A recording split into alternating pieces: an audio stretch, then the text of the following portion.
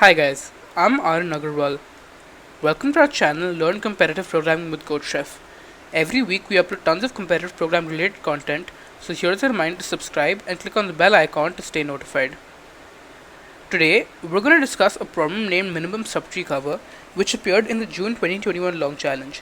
This is a medium level problem and it relies on knowledge of trees, greedy and depth first search. So those are your prerequisites. So let's look at the problem statement. The problem states you're given a tree with n vertices and an integer k. A subtree is defined as a connected subgraph of the tree. That is, a subtree is another tree that can be obtained by removing some, possibly none, vertices and all edges incident to those vertices from T.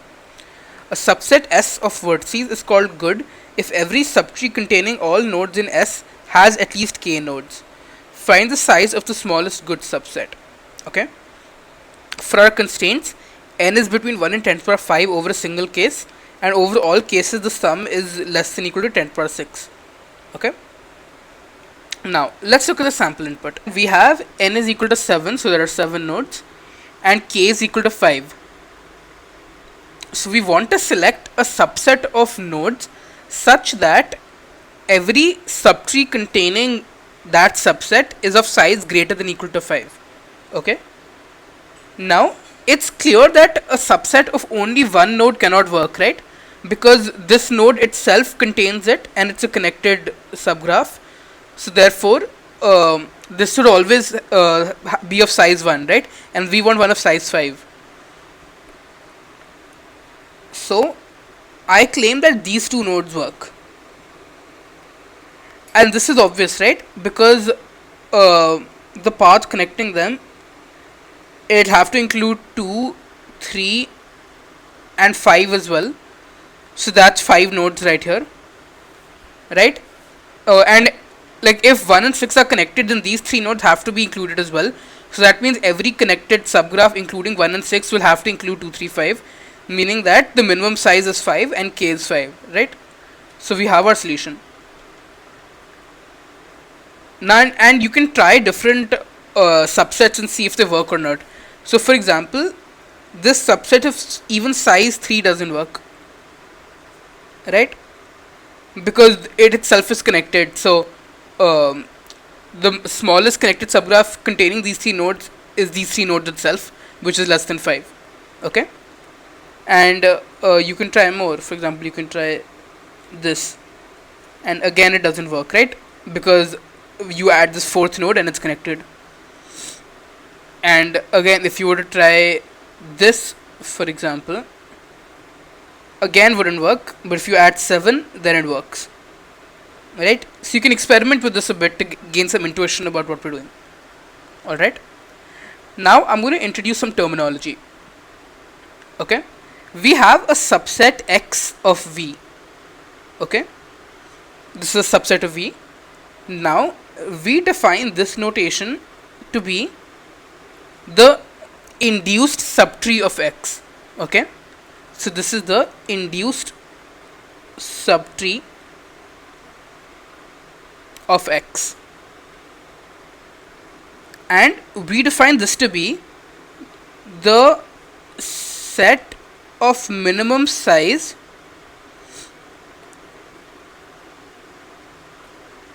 which forms a connected subgraph of V and basically contains X. Okay, so this is the property. So for example, if we had these 3 nodes, or rather if we had these 3 nodes, then the induced subtree would be this, right? So it would contain all of these nodes. That would be the induced subtree.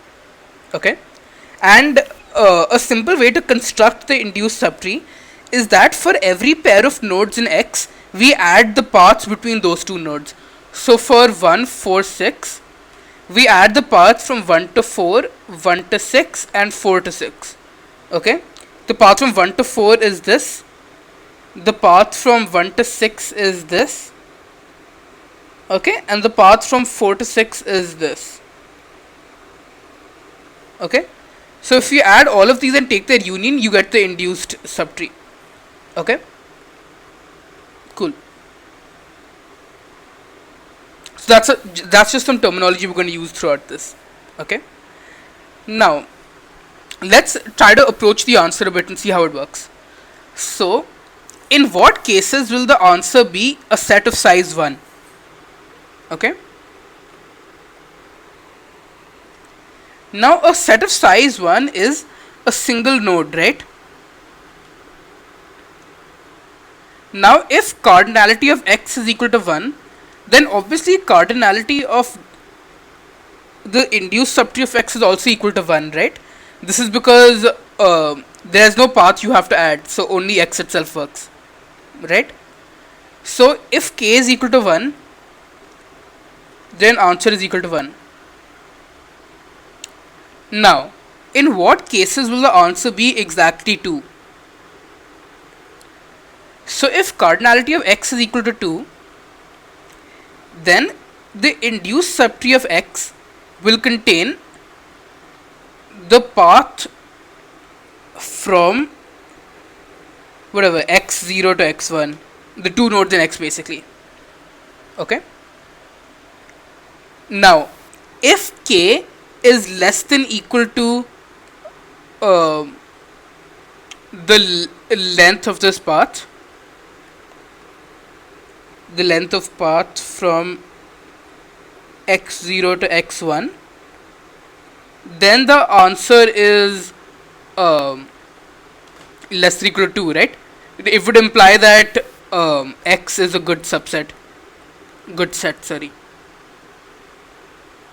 Okay, so we want to find in what case is this true, right? And we can select x0, x1 as we want. Okay, so this reduces to finding the longest path in a tree, right? And I'll explain why.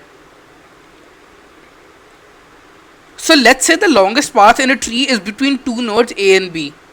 Okay, then we can say x is equal to ab, right? Then the induced subtree of x is equal to the path between a and b,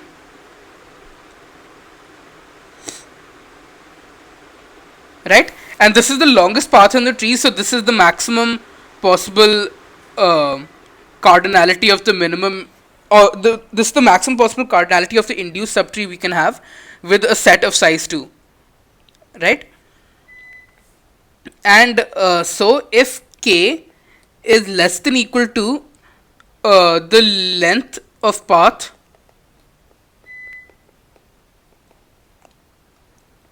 between a and b,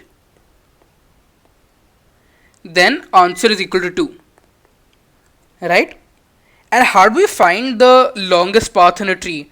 Well, this is simply, the longest path itself is simply called the diameter of the tree, and it can be found easily in order of n. Okay, so now we have two cases. Answer is equal to 1 when k is equal to 1, answer is equal to 2 when k is less than equal to the diameter of the tree. Okay, now first I have kind of a trivial claim to make, but I claim that x should only consist of leaf nodes optimally.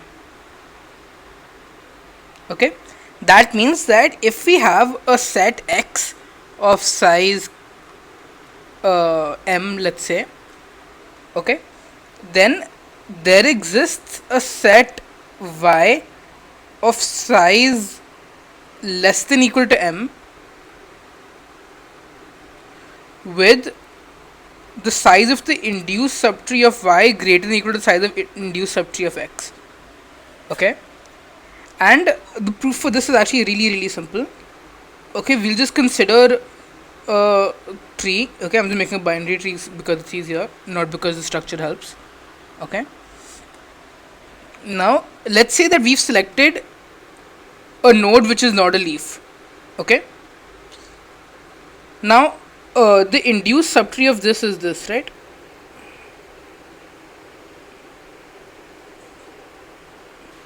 Okay, now we can keep on moving. So let's say there is a bit more stuff. Okay, we can keep on moving any non-leaf node towards the leaf and keep on extending the size of the induced subtree.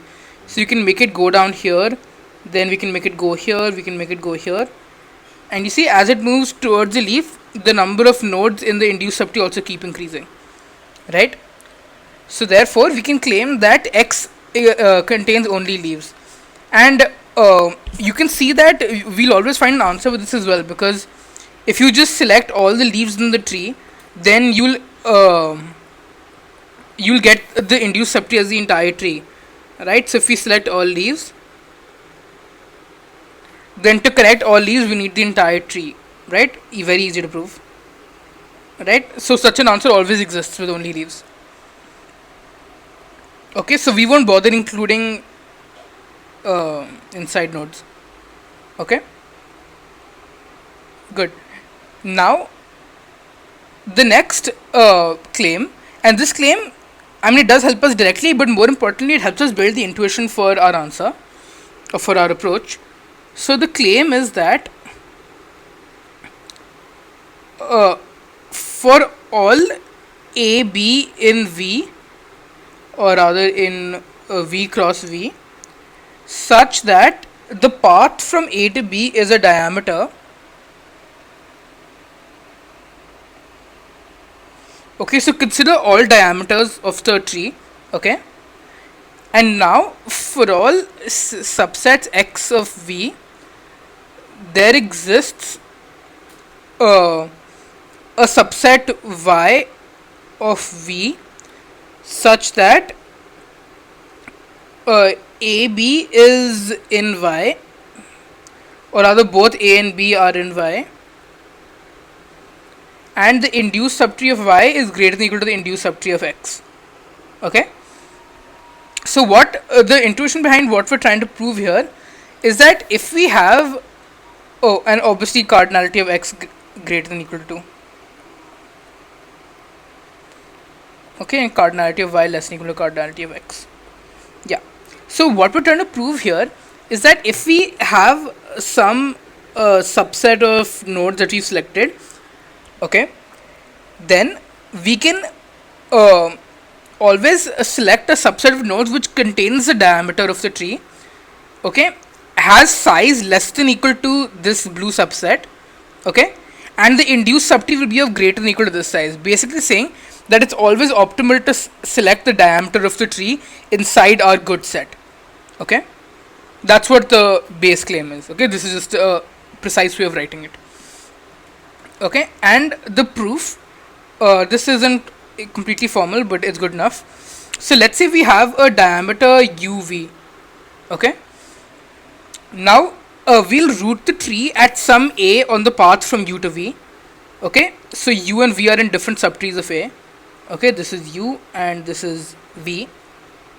Okay, now assume that neither U nor V is in X. Okay, neither U nor V is in X.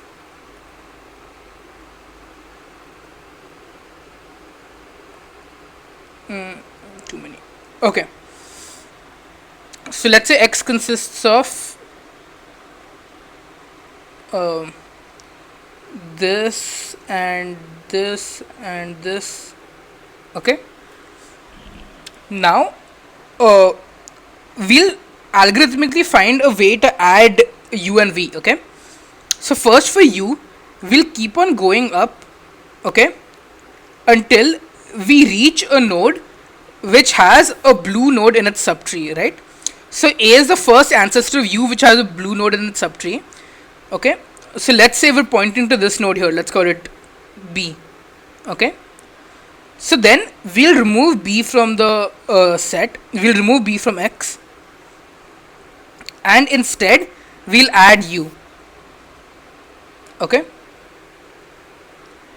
and note that this will always have a positive effect, the reason being that uh, the maximum number of nodes you might have removed from the induced subtree of x when you removed b is these many, right? This path from the root to b. So that's simply um, the maximum number you could have removed is depth of b, right? But the number you added is the path to this u, right? So that's depth of u. So this is the net effect, right? And since u is the endpoint, since u is the endpoint of the diameter, we can claim that I got 1 second. Yeah. So since u is the endpoint of the diameter, we can claim that depth of u is greater than equal to depth of b. There will be some more cases to handle, but this more or less works. Okay. So the effect will always be positive, and then the same proof works for v. Okay. You can keep on going up until over here you remove this and you add v. Okay. So the same proof works for both sides. So we'll say this is true. Okay. Now the actual statement is not as important as the idea that we just showed. Okay. So we note that for m is equal to 2, for any diameter AB, the set x is equal to AB has the maximum possible induced subtree, maximum possible size induced subtree for any set of size 2, right? So we say that this diameter is maximal of size 2, right? The maximal set of size 2. And we're saying that every set of size greater than equal to 2 has to have the diameter. So that every set of size greater than equal to 2 has to have the maximal set of size 2, right? And I won't prove this right now, but this greedy works actually for all numbers. So you can say that the maximal set of size greater than equal to 3 will always have the maximal set of size 3 as well. Okay, and so we come across a greedy that works. Okay, so what we'll do is let's root the tree at a diameter endpoint to make it easier. So this is u. Okay, and we can go down now. Okay,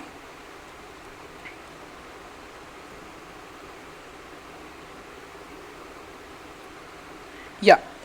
So now what we're going to do is we're going to keep on adding. So we'll say u is an x. Okay, so right now x is just equal to u, and now we'll keep on adding that node to x which has the biggest impact, and impact is this. Okay, so this is just casual terminology, but the impact of a node v is equal to this x plus v minus x. Okay, so this is basically the increase in the induced subtree when we add v to x. Okay, that's called the impact. Okay, so we're going to add the node with the maximum possible impact, right, which would be this. Okay, so it goes all the way up to u. Okay, so this is right now our, actually we added u before, so we should make it yellow. Yeah, so this is our current induced subtree. Okay, and we've only added 2 nodes so far. Now what's the next node we should add? Well, this has an impact of 2, right? So we'll add this, and then all nodes have an impact of 1, so we can add them in any order.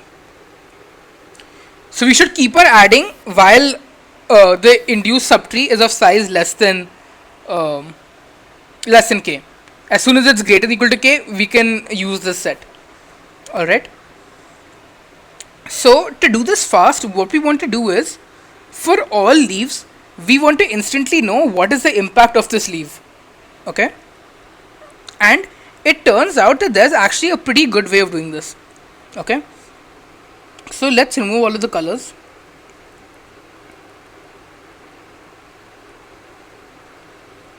Let's expand this tree a little bit.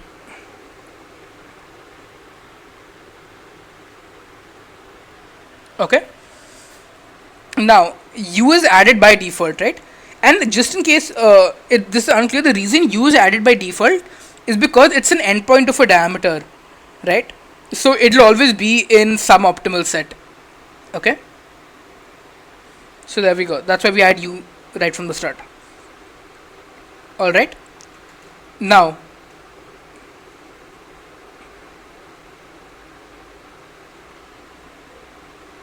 yeah, okay. Now, for any node in the set, so let's say we're at node C, okay. When will C become a part of the induced subtree of X? Like, what node do we have to add so that C becomes C gets added to the induced subtree of X? And the answer is, as soon as we add any node in the subtree of C, then suddenly C will become a part of the induced subtree, right? Because the path from that node to the root will get added, right? And C is a part of that path. So the first point where we add a node in the subtree of C is when C gets added. Now, what's the first node in the subtree of C which we will add to X? Obviously the node with the biggest impact, right? And what will that node be? It'll be the node with the furthest distance from C, right? So it'll be either this node or this node, right? And the reason for that is obvious, right? Because its impact will be maximum. Okay. So what we'll do at this point is, okay, so let's say A is the node with maximum distance from C, okay, in the subtree of C. So then what we'll do is impact of A plus plus. We'll initialize all of the impacts to 0 and we'll keep on increasing them like this, okay. So what we're doing is, for all I in V, define opt of I to be the node with furthest distance from I in the subtree of I, okay. And so for all I in V, we're going to do impact of the opt I plus plus, okay. And the reason for this is we're basically saying that whenever that opt I will be the first node added to X such that I becomes part of the induced subtree of X. That's the idea. And so for all leaves, opt I will just be I itself, right? And then for all other nodes, opt I will be the node from furthest distance from I in the subtree of I, okay. And then for all nodes we'll have its impact, so we can just add the node with the biggest impact first, second biggest impact next, so on and so forth, okay. So that's our approach. So let me show you the code for this. Okay, so first we input n and k, alright. Then what I'm doing next is clearing all of the global variables that I've used, okay, everything over here. So I'm clearing the priority queue, I'm setting maxi to a pair consisting of only zeros, and I'm clearing out all of the adjacency lists, and I'm setting this depth, so this is an array of pairs which I'm setting to 0 0, okay. Then I'm inputting the edges and pushing them into the adjacency list, okay. Now we're doing a DFS from 1, where 1 is just a random node, right? And what this is doing is finding the node with furthest distance from 1,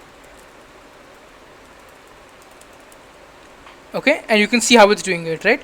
Y is storing the distance of the current node from the root, okay. And we're just doing the basic DFS. And the reason is you can prove that this node will always be the endpoint of a diameter, okay. And so this node which we found maxT.second, we're running DFS 1 from that. Now what does this DFS do? Well, basically dep x.first stores the maximum distance of any node in the subtree of x from x, okay, and then dep x dot second stores the child of x in which this node is contained.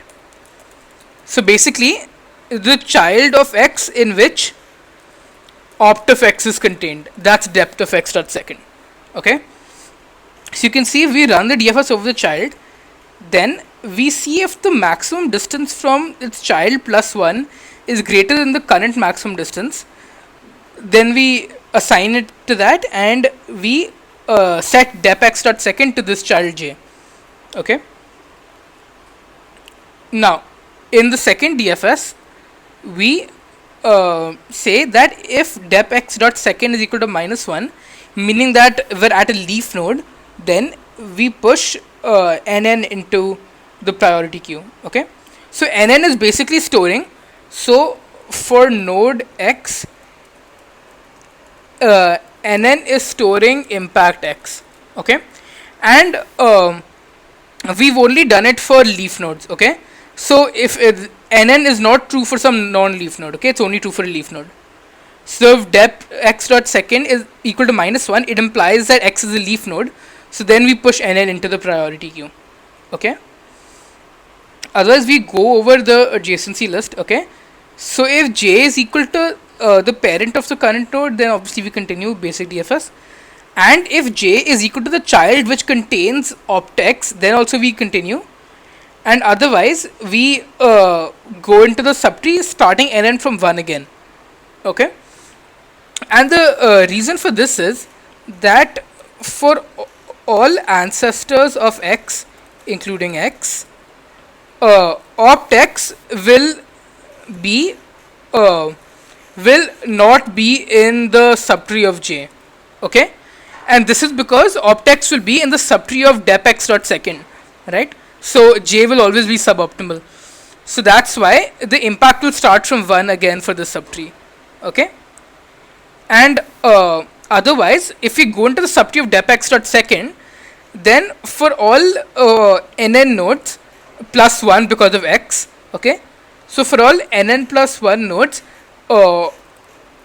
opt of I, so for all I in this nn set, opt of I will be in the subtree of dep x dot second. Okay, so we run it over this as well, and then we have the current answer as 1 because we've only added maxi dot second to set. Okay, so x is equal to maxi dot second, and the current amount is basically the size of this. Okay, and so since x is only equal to maxi dot second, the size of this is equal to 1.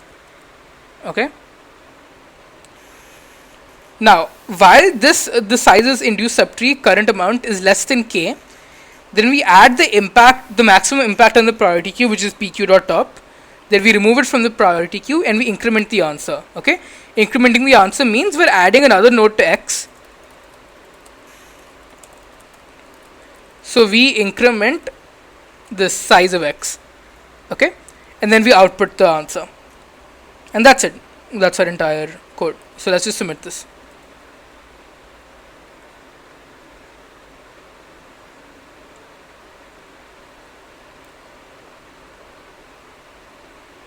And as you can see, we have the correct answer here.